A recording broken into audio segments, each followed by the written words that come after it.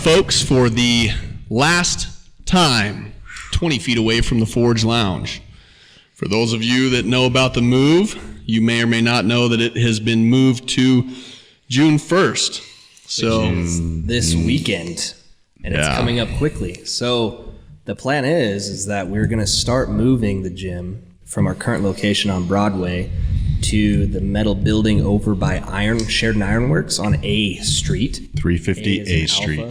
350 A Street. it's on a street. Yep. And we're going to start that Saturday. So if anybody who listens to this podcast this week, could spare, some strong backs. Just a minute of your time, please. This is what you've been training for. Yeah, so it's like a competition, right? See how fast we can get into this new place. And it'll probably be a 3-day move, Saturday, Sunday, and if you guys have nothing going on Memorial Day, we'll be moving in Monday as well. So the gym will be closed Memorial Day. Yes, for the move-in.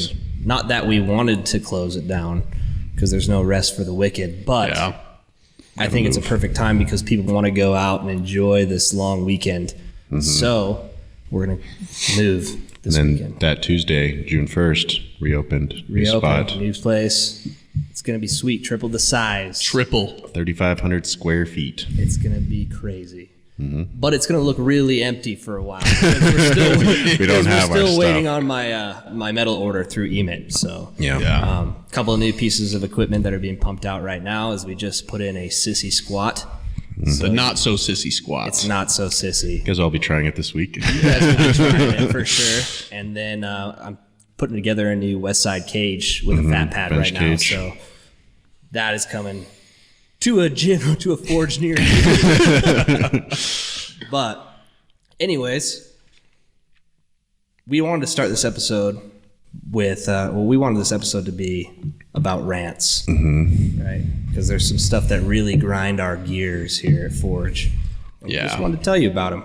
Perry's pet peeves. Yes. But first, almost forgot. I know. I was trying to signal you over here. Peeve number one, you always sniff. I didn't get that without the pank. There's the shaking over there. All right, we niff. Ready, boys? Yep. Let's do it. Shake, pank.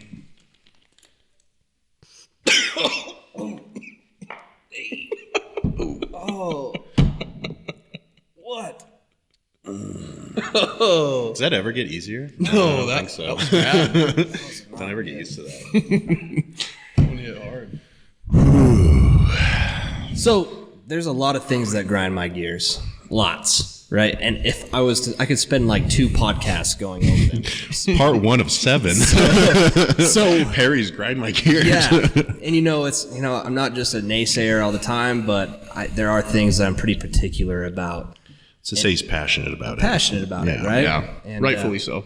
I think one of the biggest things is kind of like the general term fitness, right? Because to you, Michael, what does fitness mean? Because there's no parameters in my mind of what fitness is. No, super broad. Yeah. Doesn't really define. Right. It's like what classifies you to be fit?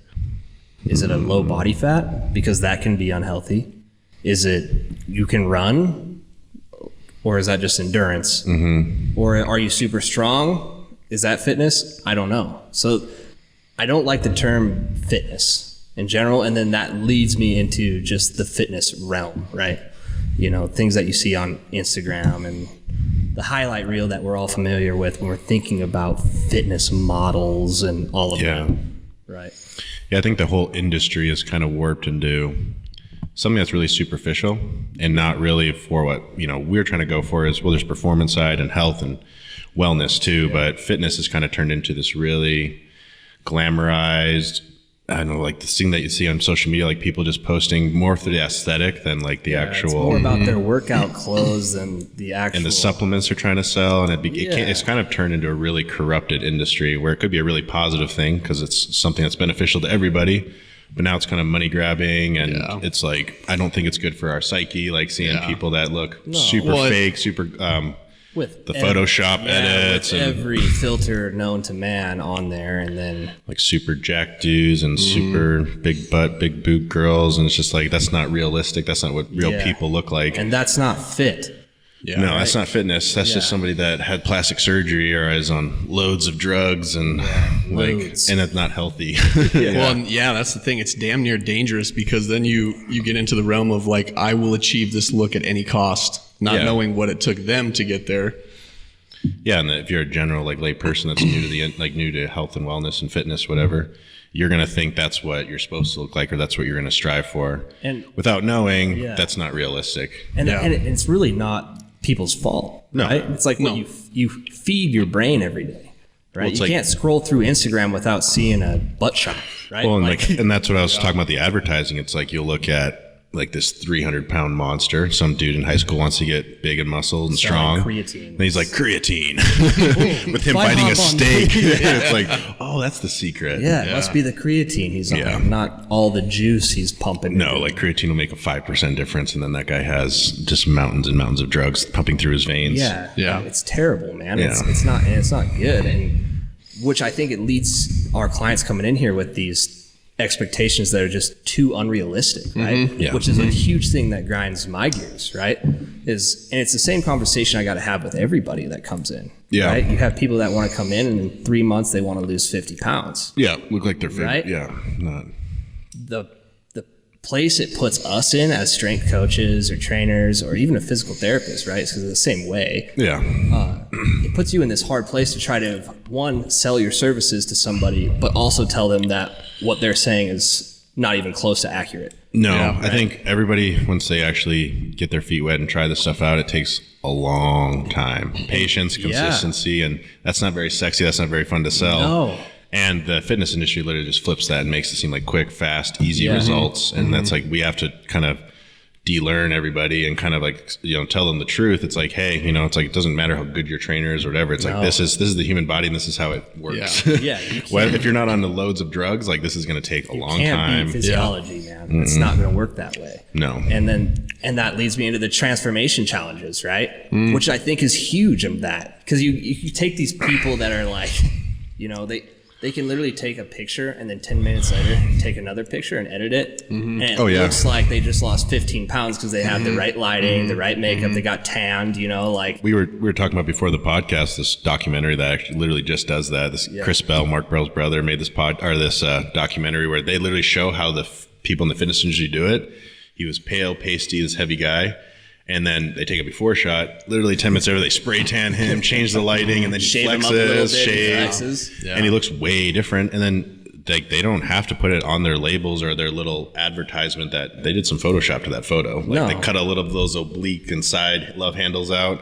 And they don't have to say that they Photoshopped it. Right. They never do in those magazines or on those fitness magazines. Why would they? Why would you put like? You can't sell that. A little disclaimer at the bottom, like, we edited this photo and like cut out some fat and like smooth out the cellulite. Like those people, like in their real photos, never look like that. Every photo on Instagram is going to have at least a filter or something. If anyone's familiar with Instagram, you can take a picture and mess with all your settings and make yourself look jacked. Right? You can enhance your shadows so it looks like you're a little bit more defined. You can sharpen the image so you can maybe see veins that weren't there in the original photo, Oh yeah. So and we're all guilty of it. We've done it. Yeah. But the thing is like people that aren't posting as much or that aren't in that realm of social media, they are kind of ignorant to that. They don't really see it. That's the face of the industry right now. Is that? That's what it looks like. That's how the fitness industry is selling itself. I can't stand it at all. It's grinding its gears. It's making me angry right now because I hate that is pushed onto people so that they think that that's achievable and attainable in a certain amount of time, right?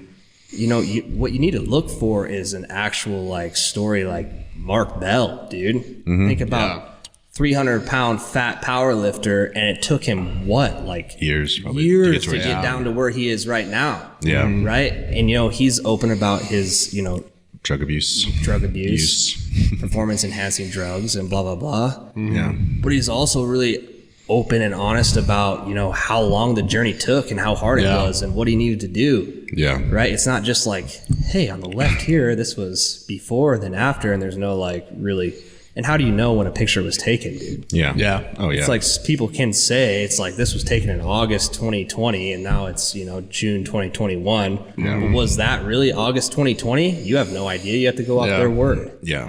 Right? So, and I think we all can pull up a picture of when we were like jacked and tan. YOLO. Like, Yeah. and then put a picture up prior, to that and just say, hey, this happened in this amount of time. So we're for our gym here, we're going to do our 90-day transformation challenge. Yeah. Yeah, and that's everywhere. That's right? not going to work. 90 days isn't going to do anything but maybe drop 10 pounds, if you're doing it right. Well, we talked about before, like a healthy, Rachel kind of talked about in the episode, like how much you realistically should be losing, it's like 2 pounds tops if you're a big guy. Yeah. And that, even then it slows down at the end when your body's fighting you to lose the fat. Half a pound a week, be conservative about it. Yeah. Right? Don't lose your muscle mass. So if you're trying to lose a significant amount of weight, 20, 30 plus pounds, right. look at It's more just of like a 6-month goal this versus transformation stuff and like these boot camps that are set up to do this, like that is a fact. Yeah. Like, do not go in there expecting that it's a pyramid scheme is what it is. Yeah. Yeah. It's like they're going to take one person that might have had better results than everybody else because their diet was on point. They did the things outside of what this transformation challenge is doing. and they're on something or genetic elites. Yeah. They could be just genetically gifted. Like Exactly. Yeah. And they're gonna boost that and say this is what happened in our 90 days. Yeah. Right. So take it with a grain of salt when you see this stuff. Yeah. Because when you're thinking about being in shape or being healthy or being strong or having endurance, running a marathon, just optimizing performance, it takes a long time, right? Because for me, I don't think there's going to be a huge difference within 60 to 90 days, right? I mean, you can lose weight, Not one that's sustainable. not one that's sustainable, No. right? There's a lot of learning you have to do too. Like Yeah. these, like especially if you're new to this, you have to learn how to train properly. You're gonna have to start adjusting your diet, and you're not gonna flip a switch and do that. That's gonna be months of learning What and about process. sleeping properly too? Sleeping man? properly. It's not always burn the midnight oil. That's another thing I hate. It's like, oh, I never slept. I trained constantly. I never had a day off. Blah blah blah. Bull crap. Hardest worker in the room. Yeah. Get out of here. Yeah. Yeah, right. That's not true. So yeah, I think The it's Rock Johnson. Yeah. Get out of here. drugs. Yeah. Seriously. Yeah. All natural. Well, I'm sure you are, buddy. Yeah, bigger now at 50 than he was at 30. Not a chance. Yeah. You should tag him. Well, I think why it's if you want to be a guest though, Rock, we'd Yeah. love to have you on. Love your movies, bro. But I think too why it's really frustrating is people get really frustrated themselves. Like they're going to feel like they're failing or they're not doing it right. And our first few years of like just stepping into this, it's so much like trial and error and making mistakes, and that's just You're going to do a lot of things wrong for a long time. That's part of the journey. Yeah. How else do you learn? Yeah. It's like that failure concept, man. You fail something. Thomas Edison failed 1,093 times, Yeah. right? But every time he failed, he learned. He Yeah. didn't give up, right? You just have to have that mindset when you go into this that it's going to take a lot of adjusting. You're going to fail. You're going to be sore. It's not going to feel good. You might hurt yourself. But the pursuit isn't going to be like, oh, if I fail in 60 days in a row, if I haven't got it in 60 days, then I'm never going to get it. No, it's a lifestyle change. It's a journey, and This is something that you do now. we've been we're a decade into this, and there's still so much to learn, and still how we're changing and adjusting. So Michael and I argue constantly about it. Yeah, and we seriously argue back and forth because it's like we're both bullheaded. We think we are right, but we always learn from each other, right? But yeah, and that leads into the client expectations as well too. Like on the flip side, right? You see these girls on Instagram that are huge and bulked up and everything like that. And now they're making these women that are afraid of the weight room, which is probably the best thing a woman can do is lift heavy. yeah, Right? But they're afraid to be like that because they don't want to be like freaking freak beast over there. Yeah. That's not going to happen, right? However that athlete is training, she's doing that look on purpose, right? So, and we've talked about that before. yeah, But yeah, just come in here and remember that you should expect a lot from your trainers, right? That is my opinion. If you feel like that you're not getting as much as you want from your trainers, you have to have a talk with them, yeah, right? Because they should be there for you to make you better. yeah, Yeah. But at the end of the day, it is your responsibility to put one foot in front of another and go towards your goal. Yeah. Because hiring a trainer doesn't mean that you are going to reach your goal. Yeah, You're going the right direction. Okay, a trainer is like 50% of the battle. Yeah. I would even argue less. Yeah. You got to change your mindset. You need to be open-minded, right, when you walk in the door. Don't come in here closed-minded and thinking that you know it all and that the trainer has no idea what he's talking about. Because he probably does when it comes into the realm of being in shape. Yeah. A shape at least. I almost said fitness. Yeah. Right? Yeah. Dangerous realm. But just remember that as an expectation is like, you got to keep that dialed in, that although you should expect a lot from your trainer, don't expect hiring a trainer to just absolutely They can't do it get for you to you, your right? goal, No. Yeah. right? No. We're Like here a- to help you, and we will the best way we can. It's like We'll a- help you with your diet. If we can't figure it out, we have, people outside like Rachel that Yeah. can help you. Yep. We can help you get strong. If that's not your goal, we can help you get better in whatever your goal is. Yep. Right? But just remember, it's your responsibility too. That means you're not boozing every weekend, right? You're not going over your calories every single day. If your goal is to lose weight, stick to the plan. Don't be inconsistent and go around corners and, maybe I can have this on no. If you want to have a goal, why would you spend money hiring a trainer if you're not focused on a goal? Yeah. That's a lot of money. And it's Yeah. a big investment on your part, right? The biggest thing that you can do for yourself is invest back into yourself and go towards your goal. Yeah. Yeah. Yeah. And the longer when you're at home alone with all your food and no one's watching and you're eating what you shouldn't be eating, like, why would you make it take longer than it needs to? Right. That's more money spent and more time wasted. right. Right? Optimize your time. Yeah. And then, speaking of personal trainers, maybe when you're hiring one, look a little bit deeper than just, are they certified? Yeah. Oh, I'm so glad you said that, Trey. Yeah. Yeah, because in my eyes, the certification is complete BS. Yeah. Right? Michael, how many certifications can you take in a weekend? The majority of them. The right? most of them are. Most of the Right? actual personal CSCS trainer ones. requires a bachelor's degree, Yeah. but the test itself is not ridiculous. I'm pretty sure you don't need a bachelor's education to No, pass it's the test. just a standard for it, but it's Right? an easy test, and it really doesn't get you ready for working with people and being ready Right. to train people, Yeah. diet, and all that good And the stuff. thing is there's so many organizations out there, right? Mm-hmm. You got the NFC, NASM, you got the NASM. ACE, you have ISSA. Yeah. There's a bunch of random ones too. Yeah. And they all have their different standards, right? And they're all dialed towards certain things. That doesn't make a well-rounded trainer, right? So having a chintzy piece of paper that you paid $200 for and studied 6 chapters out of a book to get a personal training degree Yeah. means nothing to me, Yeah. right? And ideally, if I was going to hire a trainer, I wouldn't look for a certificate.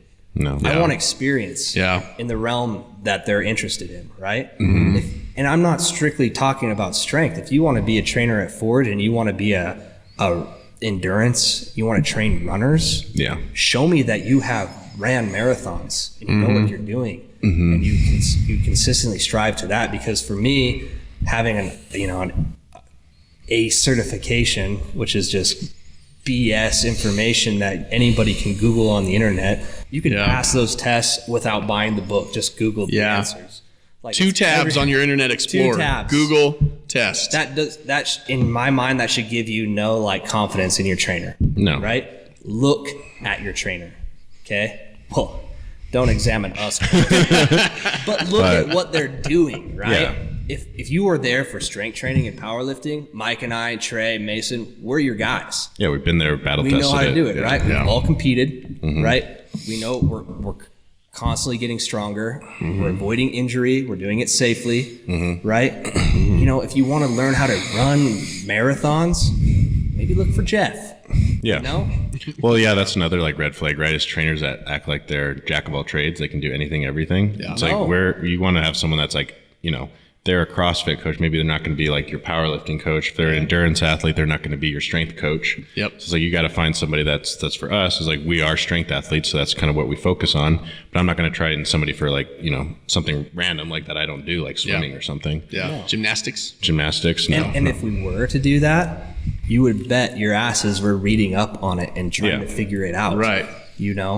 And calling on people that have had that experience before. Yeah. Right. Not just willy-nilly saying, okay, by squatting, you should increase your lap time by this much. Yeah. I mean, theoretically, it could be true. Well, you can have a baseline strength training, but we're not training you for the swimming. No. Or like, I know trainers out there that will train people for events that they are not currently or personally have done before. Yeah. That really is annoying. It's like, I'm going to train you for powerlifting meet. I've never done a powerlifting meet. Yeah. I know a lot of people that do that now. So What about like the cookie cutter programs that you can buy from people like Meg Squats or all these that are running these programs that are not individualized at all, right?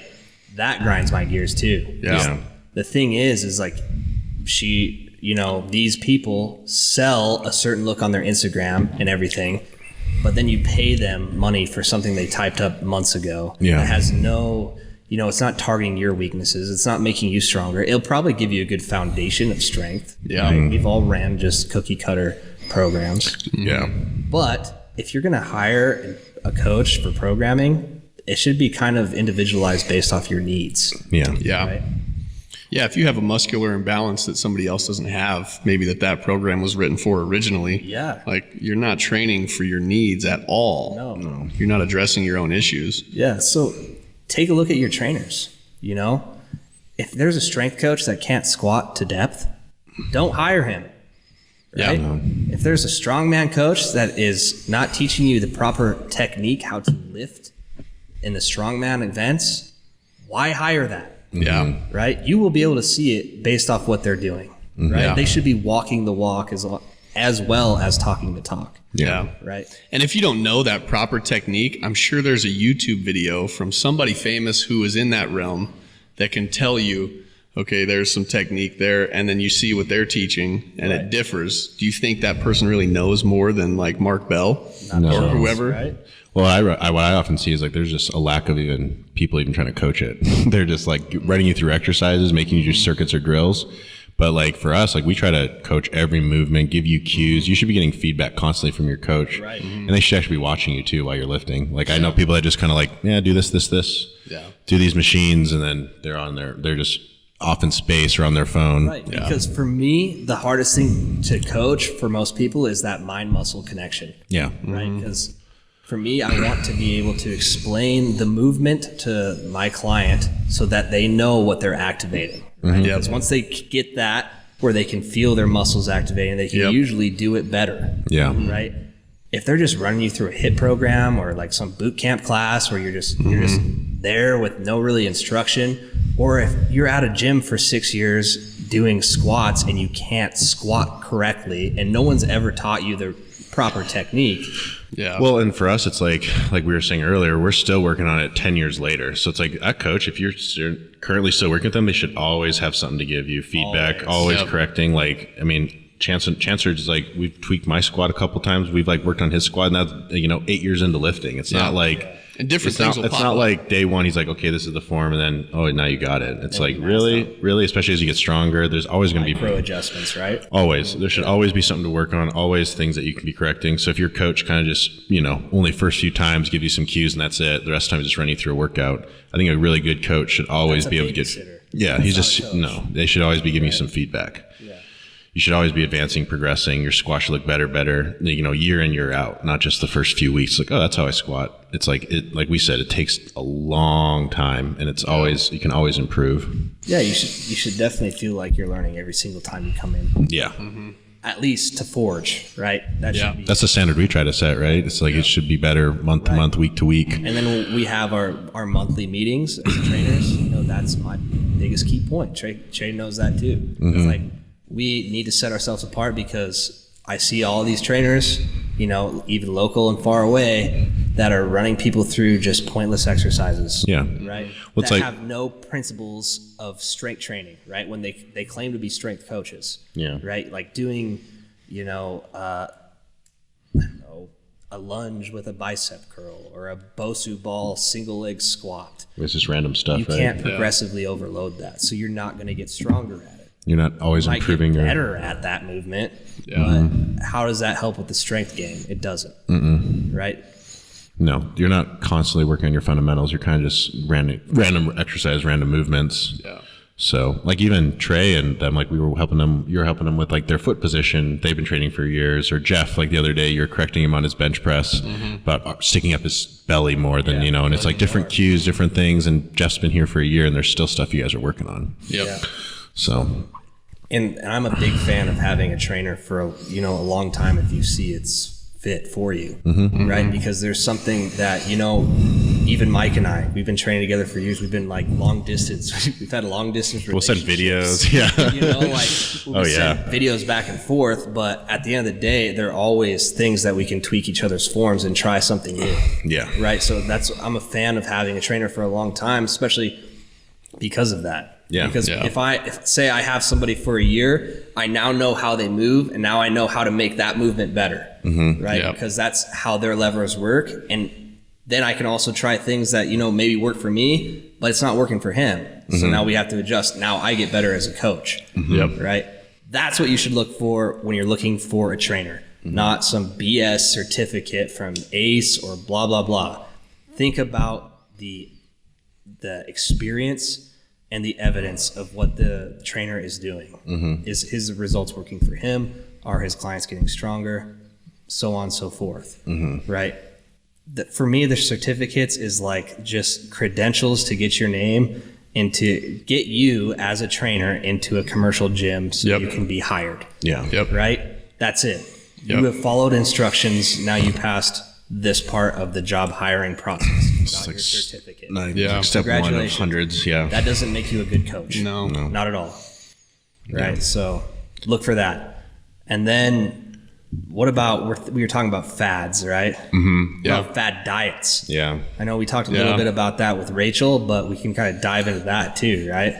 Well, I think, it's kind of in the same realm of like the transformation stuff. People are looking at these like weird kind of out there diets that are supposed to get results really fast. Yeah. That's like immediately a red flag. It's like something that you drastically change in your diet or something you add into your diet that's supposed to get faster results than what we've talked about, which is the basics. It's like calorie deficit, counting macros. There's nothing that we throw in there that's like this superfood or special thing, or like, eliminate some weird thing from your diet that's going to make, There's no results. easy button, especially for results. So like all these South Beach diets, keto, Atkins, all that carnivore, unless there's like a medical concern of why you should be eating like that, it's complete BS too. Yeah. Right? It's like these superfoods that boost your testosterone or switch to fat burning. Like it's total BS. Yeah. None of that's been like, legitimately proven to be like that helps, or like the research or anything backs it up. Yeah. But people can just say whatever they want, which is kind of sad. Like on Instagram, on social media, there's tons of people that post that stuff and they're cycling through and like just trying, like throwing out different things that they're advertising, like super supplements and diets and superfoods, and none of that has any validity to it. Yeah. And then that's kind of the realm of fitness that we don't like, right? It goes from everything from, client expectations because of the highlight reels on Instagram to, personal trainers and their certificates, what you should look for. To me, that is all BS, and I cannot stand it. Yeah. Right? But now let's switch to, now you're a gym goer. There's things that grind my gears when I'm watching other gym goers. How about ego lifters? Like people that are throwing way too much weight on the bar and just getting destroyed by it. Yeah. Right? Or, their form breaks down. They're not doing a correct rep just because they want to throw more weight on the bar and look like the alpha. Yeah. Right? There is nothing wrong with being, not pushing yourself to the limits and doing things correctly. Right? Because I think that's the right way to do it. Yeah. I think people, they're going to hurt themselves. It's not, you're doing it for like the gram or something, right? You're trying to always post a PR or make yourself look like, you're stronger than you really are. But for us, it's like quality matters first. Like, how is your form? How's your technique? Not just purely the weight on the bar. Like, we always care about like, how did that look, like that lift look? Even if you got it, if the quality's not there, like we're not really interested in posting that, or like, no, that was not a good representation of a squat or a bench or a deadlift. No, and then why post it? It's like if your ass jumps, 6 inches off the bench while you're hitting your PR, it's like, did that really count? Not in my eyes. Right. So I don't care about the weight. I want to see how the weight is lifted. But another one is just dirty gyms in general, right? Like when we're talking about just being a gym goer. Like how gross is it to go to a dirty gym? Like we try at Forge to keep our place clean. Sometimes it gets a little dirty towards the end of the week, but we make time out of our week to clean this place because one, I care about what we look like as a company, but two, I care about what you guys feel like when you're in here, right? Because I feel like that's a huge complaint, especially local, that the gyms are just terrible. Kind of grungy, And it's just a huge reflection on whatever brain trust is running it. Like that's a direct reflection of your outlook towards the gym and maybe your whole entire life. Like if you're not keeping your gym clean, you must not care all that much about what's going on there. No, and that just develops a bad culture. There's no accountability to that. Like you don't want to go to a dirty gym. Like gross. Like, come on. I mean, culture in a gym is huge, right? Because you want a place where everyone feels welcome. They feel like safe. They don't want to worry about wiping down the bench or they're going to catch, freaking staph infections and stuff. Hey. Oh, we caught the staff. Tray staff. And culture, like I said, is huge, right? I cannot stand gyms that just don't have anything. Like you walk in and it feels like a clinic. Like there's nothing on the walls. There's no, and that just might be my thing. How boring is a gym if there's like nothing on the walls? There's not even a PR board. The people in there just have their headphones in, their hat pulled down, and it just feels like a commercial gym to me. And then like at Anytime Fitness that sign you into just ungodly amounts of contracts that like you literally have to sell your soul to get out of it. Why is that even a thing? That's weird. They're basically, it's just like a building that has equipment in it, but there's no like heart and soul to it. Like it just feels empty. We hope, and I think we're lucky enough to have people that, are actually passionate about this place because like, it's done something for them. They feel connected to it. Like we're so lucky, but like people want to wear our stuff and wear Forge. And it's just, that comes with, the culture that's behind it. Cause it's like, it means something to you. It's not just a place I go to lift. It should be transformative. You should feel part of it. Like a family. Right? And like, that's what we want to have is like people here that feel like this is their place. This is their gym. They belong to it. It's part of our family. And the people here care about each other, excited, like and commenting on posts. Tell their friends about it. And it's not cliquey. Because that's a whole nother realm that's just of the culture that I hate. Right? Where it's like these exclusive people that pay $150 a month and it's only their place. And like they don't want to tell anybody about it or invite anybody in or feel like somebody doesn't belong there. You don't feel like you could just walk in and be a part of the group. Worst, man. I can't stand that. We're not like that. But there's a little bit just because it's a strength gym, like some people might be intimidated, but just if you just have one conversation, or step foot in the door, you'll know right away. You should walk through the door and people should greet you and like feel welcoming, and the clients, and then of course the people that work there, they should be like saying hello and introducing you to people so that you're not just some stranger when you walk in here. Swiping a key card in and, giving the old hat tip to the guy behind the desk and going off and do your own thing. No, that's not an conducive environment. Chancellor's new words again. Conducive? That's a good word. That's a real word. Yeah, that is a good word. It works.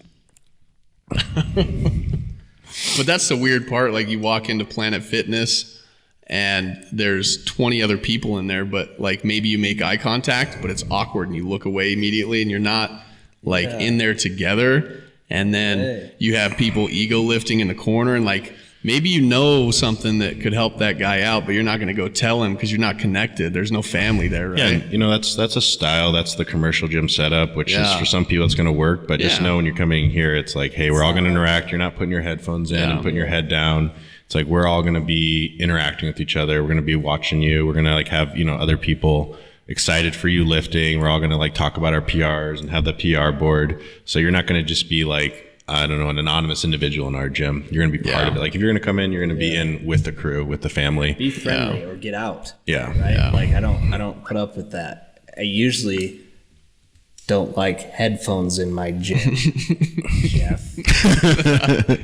But I can make an exception for you. Yeah. Just because. Well, Jeff interacts with all the clients and the people, and you know he's brought his family in here, and he's cool. He is the manliest man. He is. You don't tell the manliest man to take his headphones out. That's true, man. I don't know what he would do. But that's the one thing I just don't like about the commercial gym culture is just that headphones in, hat down. This is my time. Yeah. Cool. It's your time. Mm-hmm. I understand it. I've been there. Yeah. But not here in Forge. Right? No, it's what we're interested in doing. So yeah, we want to help each other out. You know, cheer somebody on when they're trying to hit a PR. You know, no matter what. Oh yeah, our gym just stops and people look. Yeah, you know, it's like big lift. Everyone's gonna watch you do that. Yeah. So.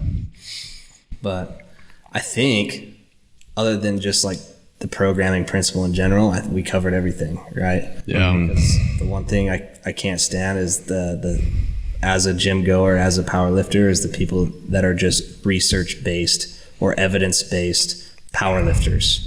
Yeah. Right? Because in my mind, that there is never going to be funding to show what is the best and most optimal way to perform and get strong. No one is going to fund that. Who would fund that? Yeah.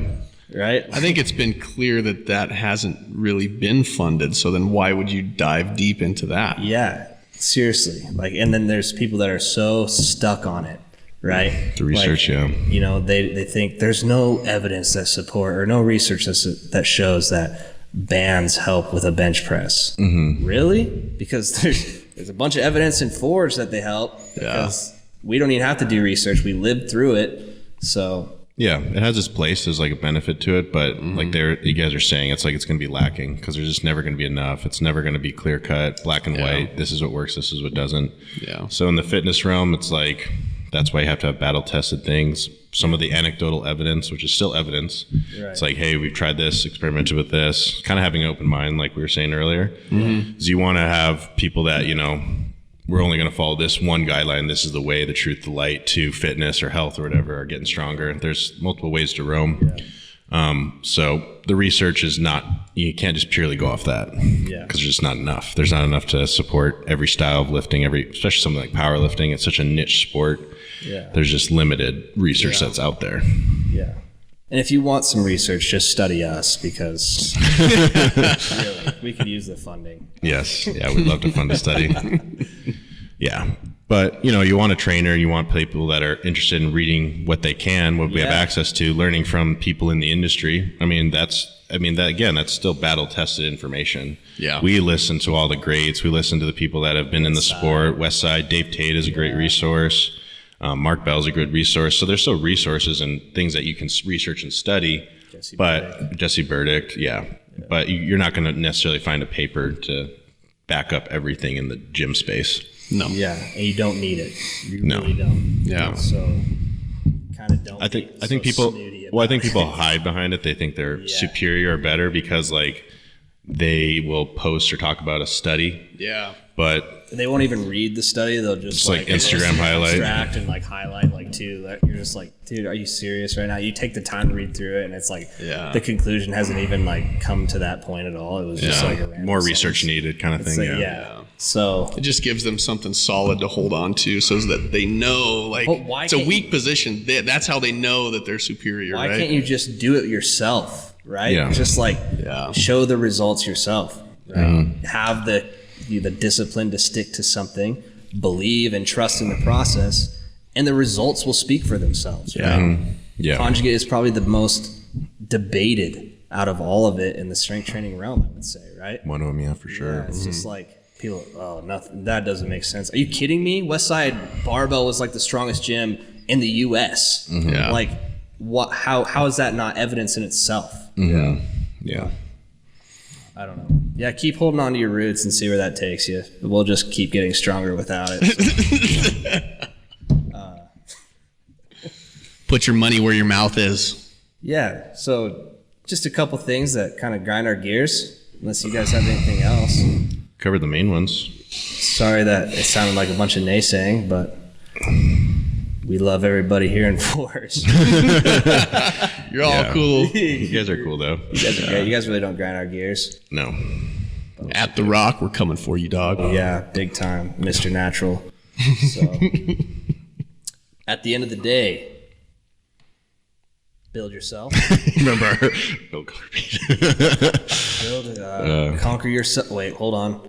Build yourself. Adversary. Conquer adversity. T. And repeat daily.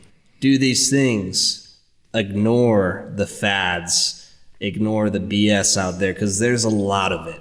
Sort through it. Find someone. Find a mentor that, has the same outlook and attitude. And repeat. I already said that. Yeah. You did? And you will be successful. Punch the mic. Bam.